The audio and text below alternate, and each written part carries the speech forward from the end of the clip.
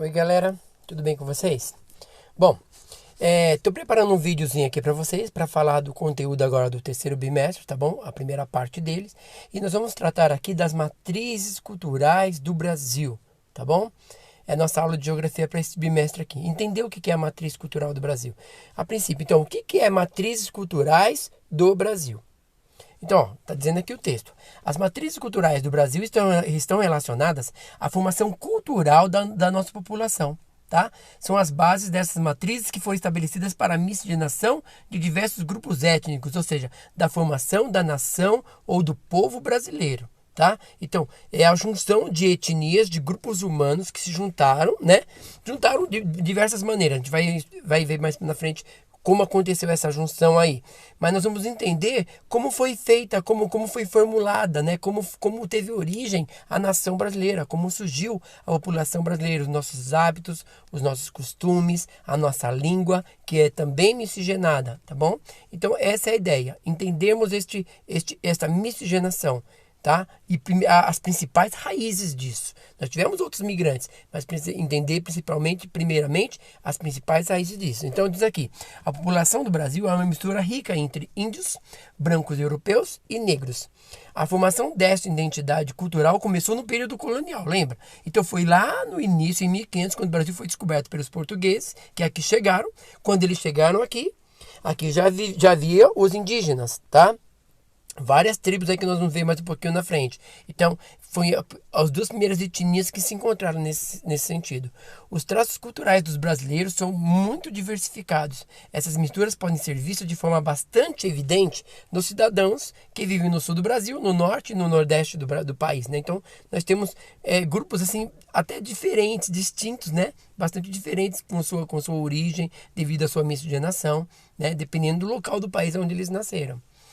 As etnias que formaram a matriz cultural do Brasil ainda estão presentes na cultura do país. É possível afirmar que a primeira miscigenação que aconteceu em nosso país foi entre o branco europeu e os índios brasileiros. Então, ó, nós temos na nossa língua, né, a influência do indígena, na nossa alimentação, a influência do negro também, do indígena também. Então, quer dizer, a nossa raiz, a nossa imagem de população, de nação, foi feita por esses três povos aqui.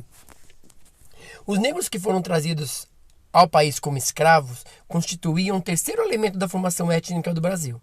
Já a última fase da miscigenação dos brasileiros aconteceu com a chegada dos imigrantes, né? Depois no século XVIII, XIX e XX em diante, que substituíram os negros nos trabalhos nas fazendas, depois da abolição da escravatura. No último cenário da matriz cultural, que aconteceu na imigração do século XIX, houve uma nova mistura de etnias entre brasileiros, europeus e asiáticos. A partir dessa formação, a cultura brasileira recebeu diversas influências externas que deram origem à nossa rica identidade nacional. Então a gente percebe o seguinte, que a população brasileira é bastante miscigenada. Miscigenação quer dizer mistura de etnias, tá bom? Isso ocorreu em razão da mistura de diversos grupos humanos que aconteceu no país. São inúmeras as raças que favoreceram a formação do povo brasileiro. Os principais grupos foram os povos indígenas, os africanos, os imigrantes europeus, tá? E por fim, né, os imigrantes europeus e por fim os imigrantes que vieram depois, tá ok? Mas no primeiro momento nós temos então a miscigenação do índio com o branco e com o terceiro elemento, o negro africano, tá? Que vai dar origem à nossa população, tá bom?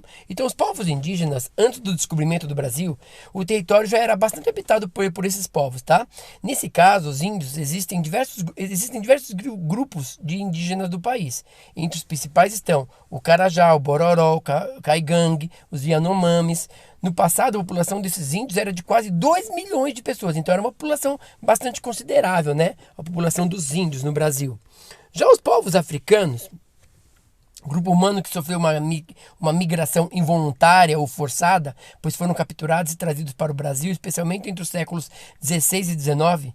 Nesse período, desembarcaram no Brasil milhões de negros africanos, que vieram para o trabalho escravo. Os escravos trabalhavam especialmente no cultivo da cana-de-açúcar e do café. tá? Então, ó, então nós temos uma miscigenação aí de negros, de índios, brancos, europeus e os índios brasileiros, tá? Então, essa miscigenação é que vai promover a nossa origem, a nossa raiz cultural, a nossa matriz cultural. Então, é entre o índio, o branco europeu e o negro africano. Mas como já havíamos dito, tá?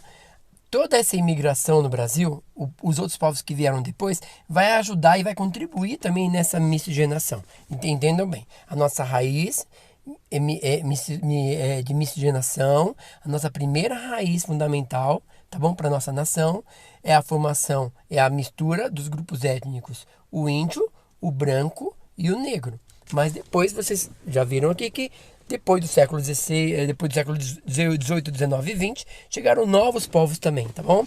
Então nós vamos ver um pouquinho das características dessa migração no Brasil, tá bom?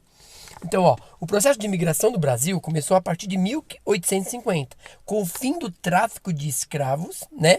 Com o fim do tráfico de escravos ou dos negros africanos, querendo apagar a herança escravocrata. Então, a ideia do Brasil era trazer os imigrantes para cá para apagar essa herança escravocrata do Brasil, que demorou muito mais tempo. O Brasil foi, acho que, o último país a libertar os escravos. O governo, então, passa a estimular a entrada de imigrantes europeus, a fim de fazer o quê? De promover o branqueamento da população. Aí já começa, né? Todo o racismo, todo o processo de racismo no nosso país, que vai detonar muitas coisas em relação às nossas, né? A nossa cultura. A abertura dos portos ocorrida em 1808 possibilitou a entrada de imigrantes não portugueses ao Brasil. Neste momento, várias expedições científicas europeias visitam e divulgam a colônia portuguesa na Europa.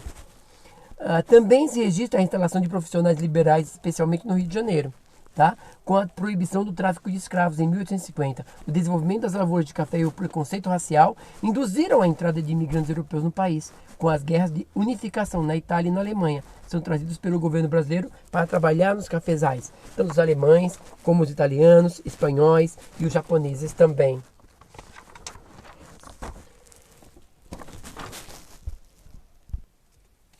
Voltando a repetir, tá bom? Antes, né, os imigrantes no Brasil, eles começam a chegar um pouquinho depois do término da escravidão no Brasil. Mas antes da chegada dos portugueses, é importante salientar, é importante lembrar que o território brasileiro já contava com uma população indígena de cerca de 5 milhões de habitantes. Por sua vez, os africanos foram trazidos de maneira forçada. Então, vocês lembram bem disso. Assim que o imigrante no Brasil são apenas indígenas, não são só os nativos, né? Então houve uma mistura de grupos étnicos entre o negro, o branco, o indígena, mas depois vieram os estrangeiros também, os italianos, os japoneses, os espanhóis e outros povos também, que foram se juntando, né? E se miscigenando com a nossa população, criando o que nós somos hoje, né? Uma cultura bem diversificada, bem misturada. E para podermos entender isso, temos que entender o nosso contexto histórico também, né? E a ocupação do nosso território. Então esses povos, esses grupos, né? Eles foram se espalhando pelo território brasileiro. Os japoneses, principalmente São Paulo aqui, foram onde eles vieram habitar, tá bom? Então, poder entender direitinho faz parte do nosso processo histórico-cultural. Entender a nossa origem, a origem da nossa fala, a origem dos nossos hábitos alimentares, a origem dos nossos costumes, né, das nossas danças, da onde surgiram. Então, surgiram destes povos aí, tá ok? A história dos povos indígenas no Brasil tem sido marcada pela brutalidade, escravidão, violência, doenças e genocídio. Quando os primeiros colonos europeus chegaram em 1500, a terra que é hoje o Brasil era habitada por um número estimado de 11 milhões de índios, que viviam em cerca de 2.000 grupos. No primeiro século de contato, 90% foram eliminados, principalmente por meio de doenças importadas pelos colonizadores, como a gripe, sarampo e varíola. Nos séculos seguintes, milhares de vítimas morreram, escravizados nas plantações de cana-de-açúcar e borracha. Estima-se que, em média, um grupo se tornou extinto a cada ano durante o último século. Desde que os europeus chegaram ao Brasil, os povos indígenas sofreram genocídio em grande escala e a perda da maioria das suas terras. Há uma carga de muitos séculos de preconceito, extorsão e descaso que o povo indígena carrega sobre os seus ombros. Mesmo alcançados pelo texto constitucional, a garantia de seus direitos, previstos em aproximadamente 46 artigos, parece muito longe da realidade fática. A maioria dos povos indígenas vivem completamente das florestas, savanas e rios, por uma mistura de caça, coleta e pesca. Eles cultivam plantas para alimentos e medicamentos e usam plantas para construir casas e fazer objetos do cotidiano. Os povos indígenas têm um inigualável conhecimento de suas plantas e animais e desempenham um papel crucial na conservação da biodiversidade. De acordo com os estudos científicos, as terras indígenas são atualmente a mais importante barreira para o desmatamento da Amazônia. Como os povos indígenas de todo o mundo, os índios do Brasil têm conexões espirituais muito profundas com a terra. Isso se reflete em suas ricas histórias orais, cosmologias, mitos e rituais. Muitos só se lembram dos índios uma vez por ano, no dia de...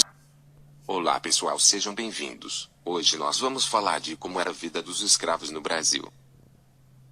Antes de romper o sol, os negros eram despertados através das badaladas de um sino e formados em fila no terreiro para serem contados pelo feitor e seus ajudantes, que após a contagem rezavam uma oração que era repetida por todos os negros.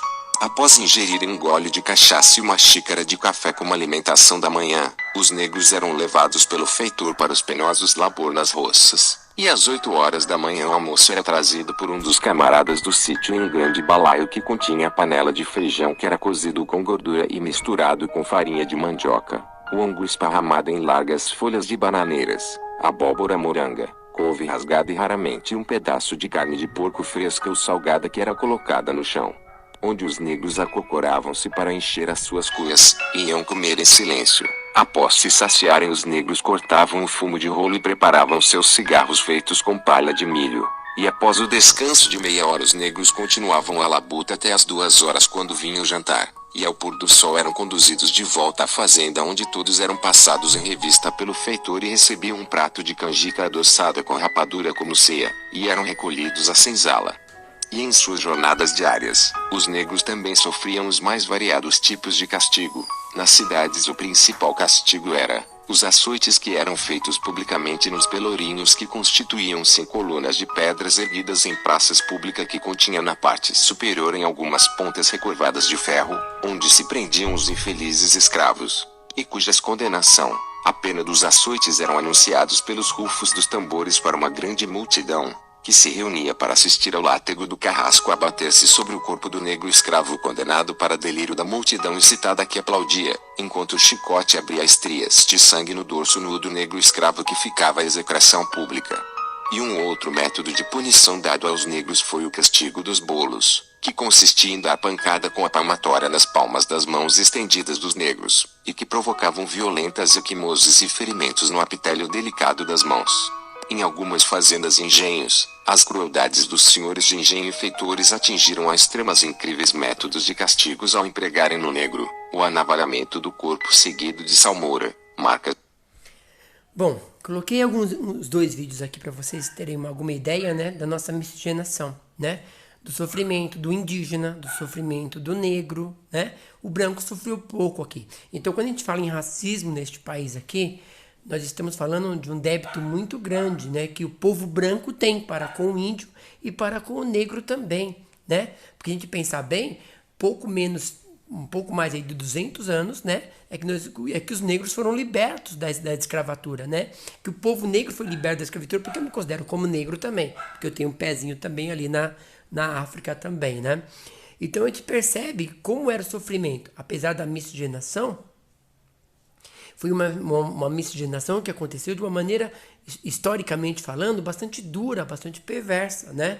Porque o brasileiro acabou, a nação brasileira acabou esquecendo um pouco desta história. E até hoje as pessoas ainda fingem, né, que existe um racismo estrutural, um racismo institucionalizado no nosso país, né? E precisa se romper e ser quebrado isso de verdade, de fato. porque ainda existem muitas pessoas assim. Mas eu já agradeço, tá bom? Que vocês aproveitem bem esse vídeo e nós possamos, assim, ter uma aula mais diversificada nesse sentido. Esse momento de pandemia, a gente sabe como nós estamos passando, né? Espero que todos estejam bem também, tá bom? E aproveitem bem a aula.